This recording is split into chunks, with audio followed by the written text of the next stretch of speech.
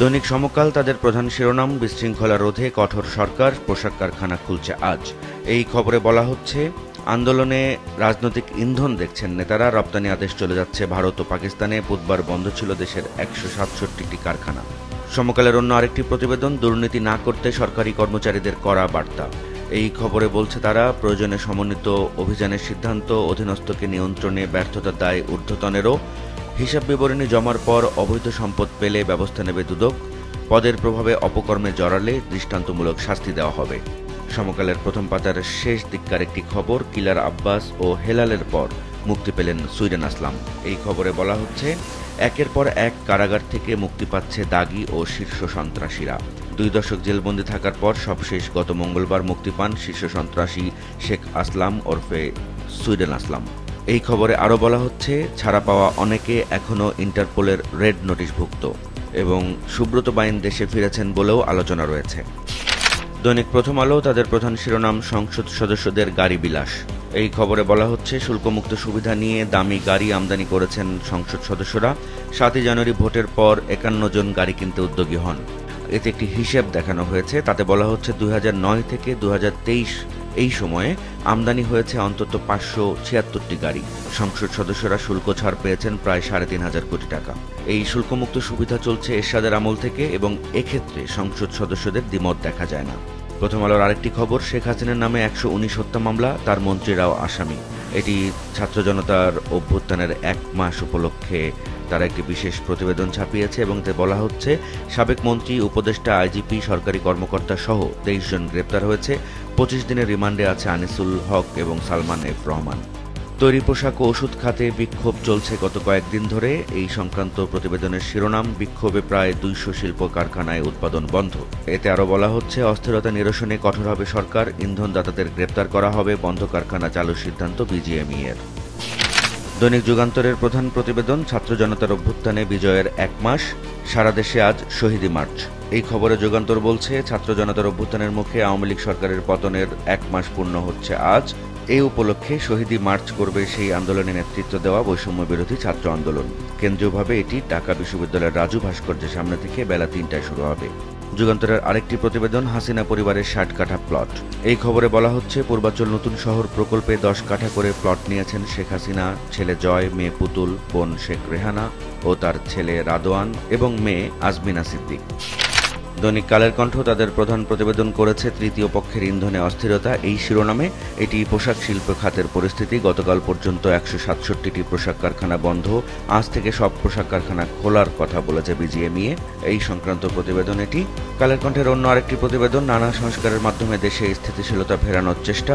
এই খবরে তারা বলছে, নানা ঘটনায় আন্দোলনের রেশ এখনো পুরোপুরি কাটেনি। প্রশাসন, পুলিশ সহ নানা প্রতিষ্ঠানের সংস্কারের মাধ্যমে দেশে স্থিতিশীলতা ফিরিয়ে আনতে সরকারের চেষ্টা অব্যাহত রাখলেও দীর্ঘমেয়াদী স্থিতিশীলতার জন্য আইন শৃঙ্খলা পরিস্থিতি এখনো সেভাবে দৃশ্যমান নয়। কালের কণ্ঠের অন্য আরেকটি প্রতিবেদন, স্বাধীনভাবে কাজ করবেন, অনিয়ম করলে শাস্তি। এটি গতকাল সচিবদের উদ্দেশ্যে ডক্টর মোহাম্মদ ইউনূস বলেছেন। গতকাল অন্তর্বর্তী সরকারের প্রধান উপদেষ্টা ডক্টর মোহাম্মদ ইউনূস সচিবদের বিভিন্ন নির্দেশনা দিয়েছেন। তেমনই একটি নির্দেশনাকে শিরোনাম করেছে কালের কণ্ঠ। কালের কণ্ঠের শেষ পাতার একটি খবর, ঝুঁকিতে বিনিয়োগ, বাকি কাজের শঙ্কা। এটি ঢাকা এলিভেটেড এক্সপ্রেসওয়ের পরিস্থিতি নিয়ে একটি প্রতিবেদন। এই খবরে বলা হচ্ছে, 75% কাজ শেষ, আসছে জুনে পুরো কাজ শেষ করার লক্ষ্য। 1 বছরে টোল আদায় হয়েছে 103 কোটি 60 লাখ টাকা। আংশিক পথে পুরো গাড়ি চলার লক্ষ্য পূরণ ব্যাহত হচ্ছে। দৈনিক বাংলাদেশ প্রতিদিন তাদের শিরোনাম 2 শব্দের, হার্ডলাইনে সরকার। এই শিরোনামে তারা বলছে, আইন শৃঙ্খলা রক্ষায় 0 টলারেন্স দেখাবে সরকার, দুর্নীতির মূলোৎপাটনে নির্দেশনা দেওয়া হয়েছে, বিশেষ অভিযান চলছে, শিল্প কারখানার নিরাপত্তার নিশ্চয়তা দেওয়া হচ্ছে, প্রশাসনের জবাবদিহি করতে বলা হচ্ছে, আর্থিক খাতে সংস্কার কার্যকর করার জন্য একটি ব্যবস্থা নিতে যাচ্ছে সরকার। বাংলাদেশ প্রতিদিনের আরেকটি শিরোনাম, স্বৈরাচার পতনের 1 মাস। এই শিরোনামে তারা বলছে যে, স্বৈরাচারী শাসক শেখ হাসিনার কবলমুক্ত হওয়ার 1 মাস পার করছে বাংলাদেশ। এই সংক্রান্ত আরও 2টি প্রতিবেদন করেছে বাংলাদেশ প্রতিদিন। একটি শিরোনাম, আজ সারা দেশে শহীদি মার্চ, এটি বৈষম্য বিরোধী ছাত্র আন্দোলনের কর্মসূচি। অন্য আরেকটি প্রতিবেদনের শিরোনাম, তালিকা হচ্ছে শহীদদের। দৈনিক দেশ রূপান্তরের প্রধান প্রতিবেদন, আত্মীয় চক্রে আতিকের আয়েশি সাম্রাজ্য। এই খবরে বলা হচ্ছে, বস্তি উন্নয়নের টাকা নয়-ছয় করা হয়েছে, বার্ষিক বনভোজনে ৬৫ লাখ টাকা খরচ করা হয়েছে, বিদেশিদের সঙ্গে মতবিনিময়ে ৫০ লাখ, মুক্তিযোদ্ধাদের সংবর্ধনায় ৪০ লাখ, বনানী কবরস্থানে শোক দিবসের প্যান্ডেল, গেট, লাইটিংয়ে ৫০ লাখ, এরকম নানা ধরনের খরচ যেটি পারিবারিক সিন্ডিকেট করতেন মেয়র আতিক, এরকম একটি অভিযোগ করা হচ্ছে।